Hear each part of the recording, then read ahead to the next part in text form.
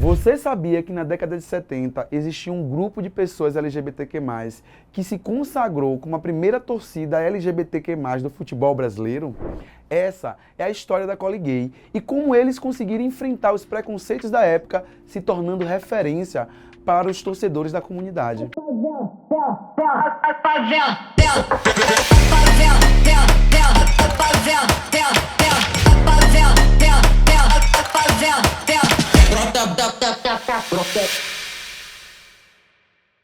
Olá pessoal, sejam bem-vindos e bem-vindas de volta ao Diversidade em Campo. Eu sou Onan Rodá e hoje vamos fazer uma viagem no tempo para conhecer um pouco mais da história, começando com o primeiro grupo LGBTQ+, no futebol brasileiro, a famosa Coli Gay, que revolucionou a história do futebol ao marcarem presença nos estádios e mostrarem a importância da diversidade. Fundada por Valmor Santos, que era gerente da boate Coliseu, daí o nome Coli Gay, no dia 10 de abril, no ano de 1977, ainda sob vigência do AI-5, a Coli Gay do Grêmio Futebol Porto-Alegrense ocupou a primeira vez a arquibancada de um jogo. Gente, essa história é muito linda.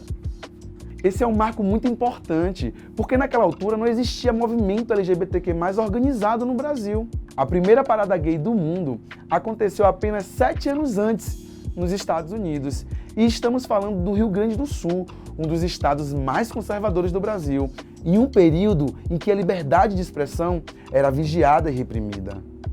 A parada veio como uma forma de resistência após os eventos de Stonewall, onde pessoas LGBTQIAPN+, eram perseguidas e violentadas nas ruas e no bar de Stonewall, em Nova York. Tudo aconteceu quando, em 1969, um grupo de pessoas resolveu reagir à brutalidade policial e dar um basta na situação, organizando protestos e manifestações públicas que resultaram na primeira parada do orgulho LGBT no ano de 1970 em Nova York, a famosa Revolução de Stonewall. E anos depois, nesse contexto de luta, que a torcida Coli Gay veio para mostrar que a arquibancada e o campo são sim lugares para a nossa comunidade. A torcida não foi bem recebida inicialmente. Foram tantos conflitos e perseguições, tentativas de agressão, que a brigada precisou ser acionada para proteger os torcedores da Coli Gay. A partir desse momento, a torcida começou a levar segurança nos jogos, chegando a promover aulas de defesa pessoal e karatê para os seus membros. Porto Alegre contava com uma delegacia de costumes que monitorava as ações da Coli Gay através do setor de meretrício e vadiagem. Porém, a torcida nunca teve um membro preso por manifestar publicamente a sua orientação sexual. O hino da Coli Gay foi feito por Hamilton Chaves, parceiro de Lupicínio Rodrigues, autor do hino do Grêmio. Vamos ouvir um trecho na voz do fundador?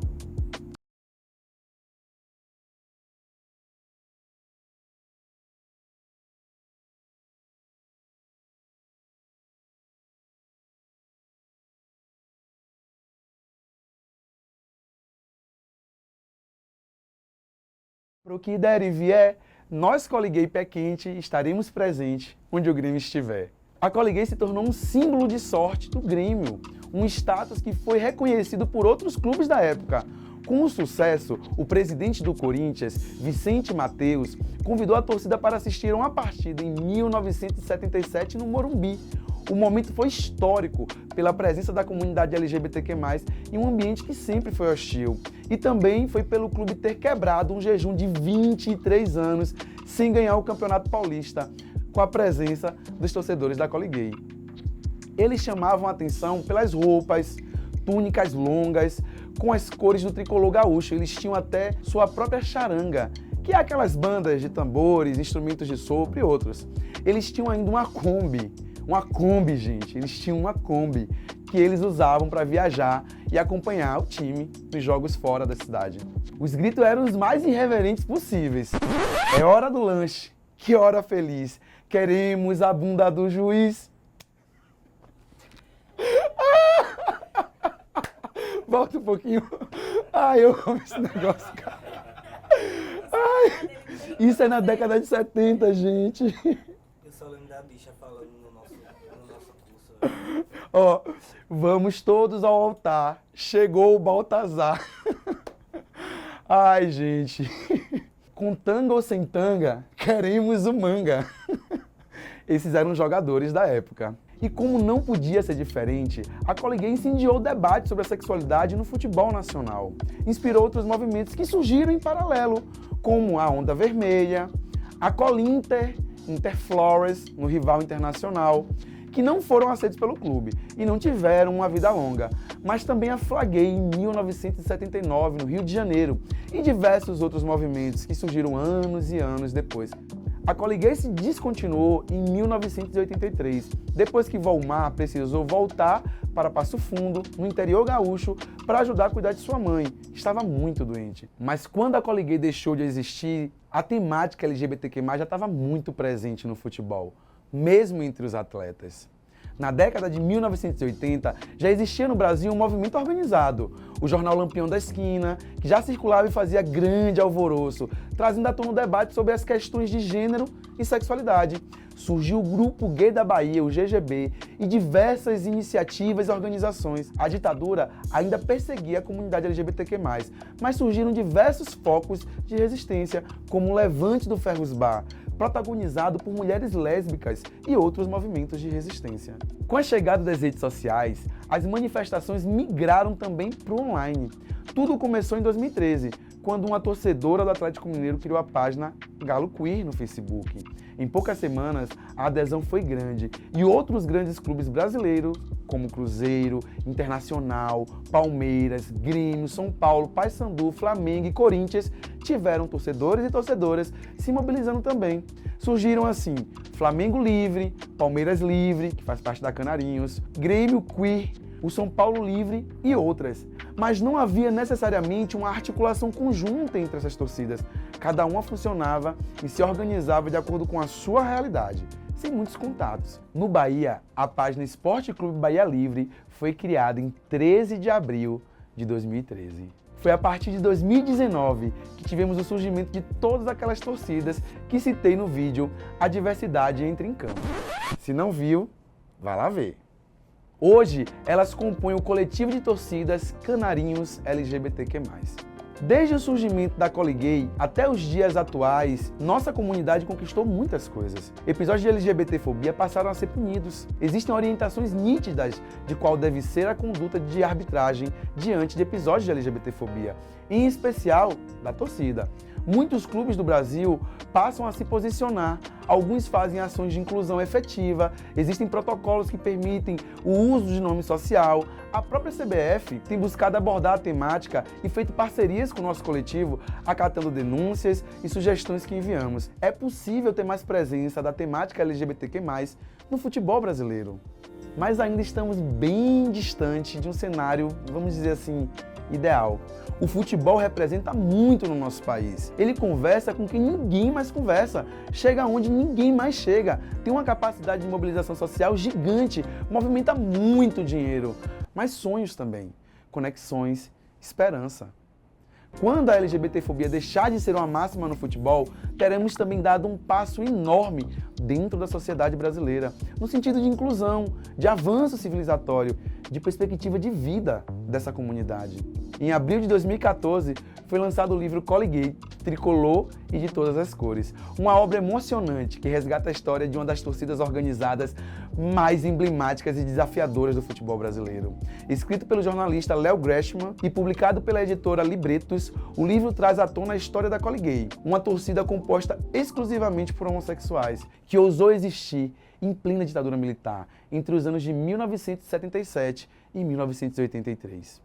Enfrentando o conservadorismo e a repressão de uma época marcada pela intolerância, os membros da Colgate se destacaram por sua coragem ao simplesmente querer torcer pelo Grêmio, sem ceder às pressões da hipocrisia social, e acabaram por desafiar e subverter paradigmas não só no futebol, mas na sociedade como um todo. A obra de Gresham não apenas retrata os desafios enfrentados por essa torcida, mas também presta um tributo à sua relevância histórica, através de uma pesquisa profunda e entrevistas com ex-integrantes da Colgate, dirigentes e jogadores do Grêmio, jornalistas e outras figuras que testemunharam aquela ousada manifestação. O autor reconstrói os detalhes dessa narrativa que mistura paixão pelo futebol e luta por respeito e aceitação. Nas arquibancadas, a Coliguei sempre se destacou pelo seu comportamento exemplar. Era uma torcida que nunca se envolvia em confusões, focada em apoiar incondicionalmente o seu time, algo que deixou uma marca babado no futebol gaúcho. Eles foram muito corajosos, porque surgiram em uma época de repressão. Era uma torcida que nunca se envolvia em confusões e sempre apoiava o time, recorda Gresham. Quase 40 anos depois, a presença de torcidas LGBTQIA+, ainda é um tema delicado e muitas vezes tabu no futebol brasileiro e mundial, mostrando que a luta por inclusão, respeito e representatividade dentro do esporte ainda não acabou. O impacto da Coliguei vai além das arquibancadas. Ela abriu caminhos para que outras manifestações de diversidade pudessem ganhar espaço em um ambiente tradicionalmente machista e LGBTfóbico. Gresham captura essa jornada com sensibilidade e profundidade, fazendo do seu livro uma leitura fundamental para aqueles e aquelas que desejam entender a relação entre o futebol e a inclusão social. E é sobre isso que nós vamos falar no próximo vídeo, respondendo a pergunta, afinal, futebol é para quem? Trazendo uma reflexão sobre os locais ocupados por pessoas LGBTQ+, no futebol e como esse cenário precisa mudar para que mais pessoas possam realizar suas paixões em carreiras futebolísticas sem serem excluídas só pela sua orientação sexual ou gênero. A Coliguei inspirou muita gente. Pelo Brasil inteiro se falou da possibilidade de criar torcidas com esse perfil, inclusive aqui, no Bahia e no Vitória.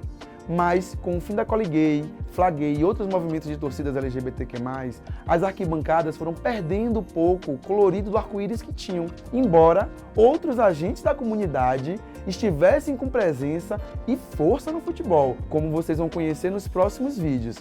Demorou para se ouvir falar novamente em torcida LGBTQ+. Não se esqueça de se inscrever no canal e me seguir nas redes sociais. Conheça a loja da Canarinhos LGBTQ+, e ajude o nosso projeto. Você pode mandar pra gente um pix através do e-mail onarruda2@gmail.com. E vamos ficar ligado em fazer a diferença através da diversidade em campo. Até a próxima!